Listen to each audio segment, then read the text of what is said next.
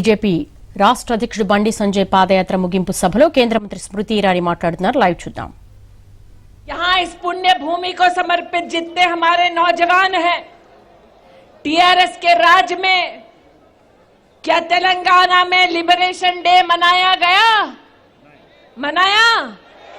नहीं मनाया। क्यों नहीं मनाया? क्योंकि टीआरएस को जनता से डर नहीं लगता, डर लगता है तो एमआईएम से डर लगता है। इसलिए आज जब हमारा नेतृत्व मेरे साथ उपस्थित है, चाहे वो डॉक्टर लक्ष्मण हो, चाहे वो बंडी संजय हो, चाहे वो राजा सिंह हो, हमने बार बार कहा कि तेलंगाना के संघर्ष में जिन लोगों ने अपनी जान गंवाई, उनके सम्मान में आपको लिबरेशन डे मनाना चाहिए। लेकिन टीआरएस नहीं मनाता, क्योंकि एमआईएम कहता है स्टीयरिंग उनके हाथ में है। वो क्या कहते हैं बंडी जी तेलुगु में? टीआरएस कारलू स्टीयरिंग मात्रम एमआईएम చేతులు ఉంది।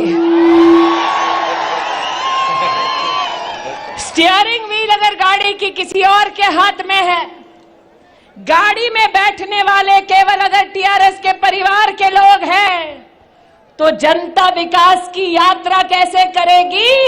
आज ये प्रश्न आपके बीच में पूछने आई हूं। भारतीय जनता पार्टी के कार्यकर्ताओं का ये गौरव है कि टीआरएस ने अपने मैनिफेस्टो में कहा था गरीब को घर बनाकर देंगे।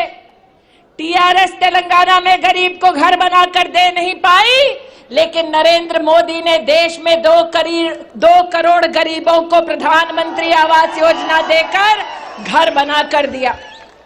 टीआरएस ने कहा था दलित भाइयों को जमीन का पट्टा देगी।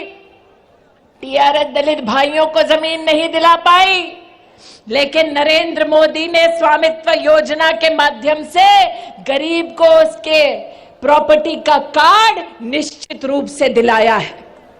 टीआरएस ने दलित भाइयों को, ट्राइबल बहनों को कहा था कि उनका विकास होगा, लेकिन हो न पाया। लेकिन नरेंद्र मोदी ने देश भर के दलित और ट्राइबल भाइयों और बहनों को स्टैंड अप इंडिया योजना के माध्यम से 1,14,000 दलित भाई बहन, ट्राइबल भाई बहनों को 25,000 करोड़ रुपया अगर किसी ने दिया तो वो नरेंद्र मोदी ने दिया। आज आपके मध्य में आई हूं ये कहते हुए मुझे गर्व है कि जब भारतीय जनता पार्टी की सरकार केंद्र में बनी, तो जो करीमनगर के सांसद हैं, उनकी चिंता ये थी कि दीदी तेलंगाना में कॉटन का प्रिक्योरमेंट कांग्रेस की सरकार नहीं करती थी। आज हमारा गौरव है कि नरेंद्र मोदी के नेतृत्व में कांग्रेस की सरकार ने तो जो काम न किया, वो भारतीय जनता पार्टी की सरकार ने तेलंगाना में किया। 17,000 करोड़ के कॉटन की खरीदारी अगर किसी ने की, तो तेलंगाना में भारतीय जनता पार्टी की सरकार ने किसानों के हित में कॉटन की एमएसपी की खरीदारी की। लेकिन संजय जी मुझसे बोल रहे थे कि दीदी एक तरफ प्रधानमंत्री नरेंद्र मोदी ने 22 करोड़ किसानों को सॉइल हेल्थ कार्ड दिया, एक तरफ प्रधानमंत्री नरेंद्र मोदी ने देश में 14 करोड़ किसानों को किसान सम्मान निधि के तहत बैंक के खाते में 1 लाख करोड़ रुपया से ज्यादा पैसा दिया, एक तरफ 10 करोड़ 40 लाख किसान देश में प्रधानमंत्री की फसल बीमा योजना का लाभ उठा रहे हैं, और दूसरी ओर तेलंगाना की प्रदेश सरकार को कोट फटकार लगा रहे हैं कि मोदी अगर देश में फसल बीमा योजना का लाभ किसानों को दे सकता है, तो तेलंगाना की सरकार तेलंगाना के कृषियों को क्यों फसल बीमा की सहायता और सहयोग नहीं दे सकता। नरेंद्र मोदी का संकल्प है, भारतीय जनता पार्टी का संकल्प है नौजवान को सशक्त करना, किसान को सहयोग देना, महिला को सम्मान देना, इसलिए आज हर घर में महिला के पास स्वच्छ ईंधन है। आज हर गरीब के पास आयुष्मान भारत के चलते 5 लाख रुपए का मेडिकल कवच है। आज बेटी बचाओ बेटी पढ़ाओ के माध्यम से देश के 700 जिले में वन स्टॉप क्राइसिस सेंटर अगर किसी ने अल्प समय में चलाकर दिखाया तो उस नेता का नाम है नरेंद्र दामोदर दास। नरेंद्र दामोदर दास, नरेंद्र दामोदर दास।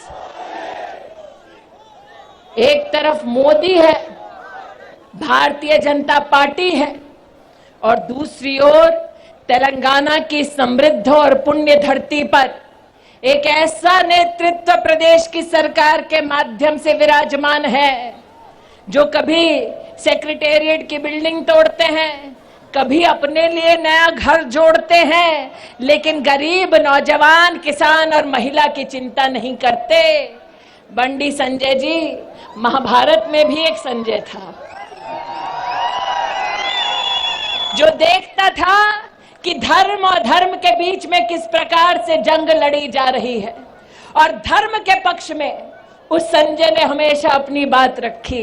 ये संजय आज राजनीति की पृष्ठभूमि में मानसिक और अपने सामाजिक दायित्व का जनता और गरीब के प्रति अपनी जिम्मेदारी का निर्वाह करते धर्म के पक्ष की जीत कराने के लिए समर्पित है।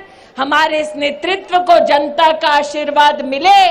आज जनता के चरणों में शीश झुकाकर मैं यही प्रभु से आशीर्वाद मांगती हूं कि जितने तेलंगाना के सपने अधूरे हैं, उन अधूरों सपनों को साकार करने की ताकत भारतीय जनता पार्टी के इस नेतृत्व में है। आप अपना आशीर्वाद देंगे, तेलंगाना के नागरिक का एक एक सपना हम साकार करेंगे, क्योंकि तेलंगाना में वर्तमान में एक ऐसी सरकार है जिसकी गाड़ी कहीं और जा रही है, स्टीयरिंग व्हील कहीं और रवाना है। बस इतना कहना चाहती हूं कि विकास के पथ पे अगर संग मिलकर चलना है तो कमल के फूल के साथ जाना है। कमल के साथ आपका विकास का जो संबंध है, विकास की जो यात्रा है, वो राष्ट्र निर्माण में अपने लिए एक नई प्रतिबद्धता का प्रमाण दे। आज यही अभिलाषा व्यक्त करते हुए यात्रा के पहले चरण की सफल संपन्नता के लिए बंडी संजय जी आपको हमारे राष्ट्रीय अध्यक्ष जगत प्रकाश नड्डा जी की ओर से बहुत बहुत अभिनंदन देती हूं। जय तेलंगाना, जय जय तेलंगाना।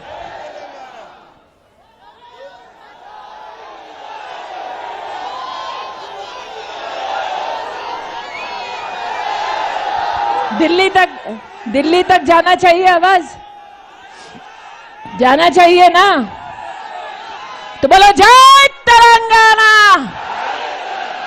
जय जय तेलंगाना, बोलो जय श्री राम।